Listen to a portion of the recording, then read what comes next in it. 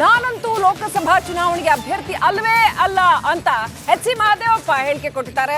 CM ಮುಂದೆನೇ ಆ ಮಾತನಾಡಿದ್ದಾರೆ. ಅವರು ಚಾಮರಾಜನಗರ ಲೋಕಸಭಾ ಕ್ಷೇತ್ರಕ್ಕೆ ಸಂಬಂಧಪಟ್ಟಂತೆ ಮಾತನಾಡ್ತಾ ಇರುವಾಗ ನಾನಲ್ಲ, ಈ ಸಾರಿ ನಾನಂತೂ ಕ್ಯಾಂಡಿಡೇಟ್ ಅಲ್ವೇ ಅಲ್ಲ ಅಂತ.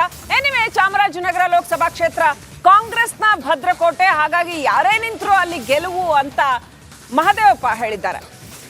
ಯಾರಿಗೆ ಟಿಕೆಟ್ ಕೊಟ್ಟರು ಗೆಲ್ಸ್ಕೊಳ್ತೀವಿ ಅಂತ ಹೇಳಿದ್ದಾರೆ. ಆದ್ರೆ ನಾನಂತೂ ಕ್ಯಾಂಡಿಡೇಟ್ ಅಲ್ಲ ಅಂತ ಸಮಾಜ ಕಲ್ಯಾಣ ಸಚಿವ ಎಚ್.ಸಿ. ಮಹದೇವಪ್ಪ ಹೇಳಿದ್ದಾರೆ.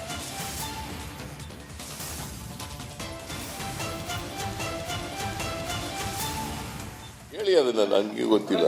ಇಲ್ಲ, ನಾನು ಕ್ಯಾಂಡಿಡೇಟ್ ಅಲ್ವೇ ಇಲ್ಲ. ಹೈಕಮಾಂಡ್ ಯಾರು ಕ್ಯಾಂಡಿಡೇಟ್ ಕೊಡ್ತಾರೆ ನಾನು ಬಿಟ್ಟು ಅವ್ರಿಗೆ ಕೆಲಸ ಮಾಡ್ತೀನಿ. ಇಲ್ಲ, ನಾನು ಅಭ್ಯರ್ಥಿ ಅಲ್ಲ. ನಾನು ಚೀಫ್ ಸೆಕ್ರೆಟರಿ ಕೊಟ್ಟೆ ಸರ್, ಸ್ಪಷ್ಟವಾಗಿ ಹೇಳಿದ್ದೀನಿ, ನಾನು ಅಭ್ಯರ್ಥಿ ಅಲ್ಲ. ಹೈಕಮಾಂಡ್ ಯಾರು ಕೊಡ್ತಾರೆ ಅವ್ರು ಕೊಡ್ತೀವಿ. ಕೇಳಿ, ಅದನ್ನ ನನಗೆ ಗೊತ್ತಿಲ್ಲ. ಇಲ್ಲ, ನಾನು ಕ್ಯಾಂಡಿಡೇಟ್ ಅಲ್ವೇ ಇಲ್ಲ. ಹೈಕಮಾಂಡ್ ಯಾರು ಕ್ಯಾಂಡಿಡೇಟ್ ಕೊಡ್ತಾರೆ ನಾನು ಬಿಟ್ಟು ಅವ್ರಿಗೆ ಕೆಲಸ ಮಾಡ್ತೀನಿ. ಇಲ್ಲ, ನಾನು ಅಭ್ಯರ್ಥಿ ಅಲ್ಲ. ನಾನು ಚೀಫ್ ಸೆಕ್ರೆಟರಿ ಕೊಟ್ಟೆ ಸರ್, ಸ್ಪಷ್ಟವಾಗಿ ಹೇಳಿದ್ದೀನಿ, ನಾನು ಅಭ್ಯರ್ಥಿ ಅಲ್ಲ. ಹೈಕಮಾಂಡ್ ಯಾರು ಕೊಡ್ತಾರೆ ಅವ್ರು ಕೊಡ್ತೀವಿ. ಇನ್ನಷ್ಟು ಅಪ್ಡೇಟ್ ಪಡ್ಕೊಳ್ಳೋಣ. ನಮ್ಮ ಪ್ರತಿನಿಧಿ ಬಸವರಾಜ್ ನೇರ ಸಂಪರ್ಕದಲ್ಲಿದ್ದಾರೆ. ಬಸವರಾಜ್, ಚಾಮರಾಜನಗರ ಕ್ಷೇತ್ರಕ್ಕೆ ಸಂಬಂಧಪಟ್ಟಂತೆ, ಲೋಕಸಭಾ ಕ್ಷೇತ್ರಕ್ಕೆ ಸಂಬಂಧಪಟ್ಟಂತೆ ಎಷ್ಟೇ ಆದರೂ ಕೂಡ ಅಲ್ಲೊಂದಷ್ಟು ಆಂತರಿಕ ಕಚ್ಚಾಟಗಳು, ಭಿನ್ನಮತಗಳು ಇದ್ದೇ ಇರುವಂಥದ್ದು. ಹಾಗಾಗಿ ಈ ಸಾರಿ ಯಾರು ಕ್ಯಾಂಡಿಡೇಟ್ ಆಗಬಹುದು, ಪ್ರೊಬಾಬಲ್ ಕ್ಯಾಂಡಿಡೇಟ್ ಯಾರು ಇರಬಹುದು, ಏನ್ ನಡೀತಾ ಇದೆ? ಸಚಿವ ಮಹದೇವಪ್ಪನವರು ಅಷ್ಟು ಖಡಾಖಂಡಿತವಾಗಿ ನಾನು ಅಲ್ವೇ ಅಲ್ಲ ಅಂತ ಯಾಕೆ ಹೇಳಿದ್ರು? ಏನ್ ಹಿಂಟ್ ಮಾಡ್ತಾ ಇದ್ದಾರೆ ಅವರು?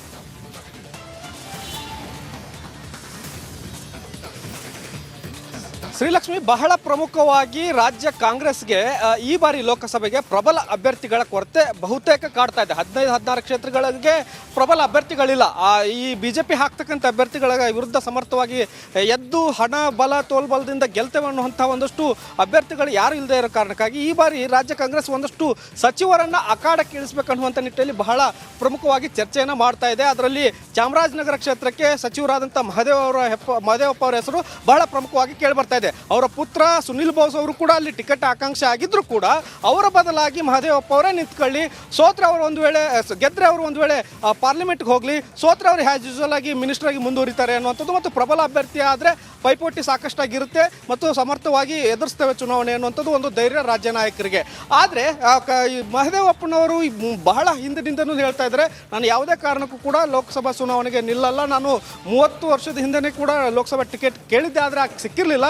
ನಾನೀಗ ಮಿನಿಸ್ಟರ್ ಆಗಿದ್ದೇನೆ, ಮಿನಿಸ್ಟರ್ ಆಗೇ ಇರ್ತೇನೆ. ಆದರೆ ಅದನ್ನು ಹೊರತಾಗಿ ಯಾರೇ ಅಭ್ಯರ್ಥಿ ನಿಂತರೂ ಕೂಡ ಅಲ್ಲಿ ನಾನು ಪಕ್ಷದ ಪರವಾಗಿ ಕೆಲಸ ಮಾಡಿ ಗೆಲ್ಲಿಸ್ಕೊಂಡು ಬರುವಂತಹ ಒಂದಷ್ಟು ದುಡಿತೇನೆ ಅನ್ನುವಂಥ ಮಾತನ್ನು ಹೇಳ್ತಾ ಇದ್ದಾರೆ. ಅದರಲ್ಲೂ ಇವತ್ತು CM ಸಿದ್ದರಾಮಯ್ಯ ಅವರ ಜೊತೆ ಸುದ್ದಿಗೋಷ್ಠಿಯನ್ನು ಮಹದೇವಪ್ಪನವರು ಮಾಡ್ತಾ ಇದ್ರು. ಆ ಸಂದರ್ಭದಲ್ಲಿ CM ಸಿದ್ದರಾಮಯ್ಯ ಅವರ ಮುಂದೆ ಈ ವಿಷಯ ಪ್ರಸ್ತಾಪ ಆದಾಗ, ಯಾಕಂದರೆ ಅವರು ಸ್ಕ್ರೀನಿಂಗ್ ಕಮಿಟಿ ಸದಸ್ಯರು CM ಸಿದ್ದರಾಮಯ್ಯ ಅವರು, ಅವರೇ ಟಿಕೆಟನ್ನು ಫೈನಲ್ ಮಾಡಬೇಕಾಗಿರ್ತಕ್ಕಂಥವ್ರು. ಅವರ ಮುಂದೆ ಇದೊಂದು ಸ್ಪಷ್ಟವಾದಂಥ ಮಾತುಗಳನ್ನು ಮಹದೇವಪ್ಪರು ಹೇಳ್ತಾ ಇದ್ದಾರೆ. ನಾನು ಖಡಾಖಂಡಿತವಾಗಿಯೂ ಚಾಮರಾಜನಗರ ಕ್ಷೇತ್ರಕ್ಕೆ ಸ್ಪರ್ಧೆ ಮಾಡಲ್ಲ ಅನ್ನುವಂಥ ಮಾತನ್ನು ಹೇಳ್ತಾ ಇದ್ದಾರೆ. ಹೀಗಾಗಿ ರಾಜ್ಯ ಕಾಂಗ್ರೆಸ್ ಇವರ ಮಾತನ್ನು ಎಷ್ಟು ಗಂಭೀರವಾಗಿ ಪರಿಗಣಿಸುತ್ತೆ ಅಥವಾ ಇನ್ನಷ್ಟು ತೀವ್ರವಾದಂಥ ಒತ್ತಡವನ್ನು ಮಹದೇವಪ್ಪ ಅವರಿಗೆ ಹೇರಿ ಅವ್ರನ್ನ ಕೊನೆ ಕ್ಷಣದಲ್ಲಿ ಅಭ್ಯರ್ಥಿ ಮಾಡ್ತಾರಾ ಅನ್ನುವಂಥ ಪ್ರಶ್ನೆಗಳು ಉದ್ಭವ ಆಗ್ತಾ ಇದ್ದಾವೆ. ಆದರೆ ಸದ್ಯದ ಮಟ್ಟಿಗೆ ಮಹದೇವಪ್ಪ ಅವರು ತನ್ನ ಬದಲಾಗಿ ಪುತ್ರನಿಗೆ ಟಿಕೆಟ್ ಕೊಡಿ ಅನ್ನುವಂಥ ಒಂದಷ್ಟು ಬ್ಯಾಟಿಂಗ್ ಅನ್ನು ಮಾಡ್ತಾ ಇದ್ದಾರೆ. ಕೊನೆಗೆ ಅಳೆದು ತೂಗಿ ಯಾರನ್ನ ಅಭ್ಯರ್ಥಿ ಮಾಡ್ತಾರೆ ಅನ್ನೋದನ್ನ ಕಾದು ನೋಡಬೇಕಾಗುತ್ತೆ. Srilakshmi, thank you Basavaraj ಡೀಟೇಲ್ಸ್ಗಾಗಿ.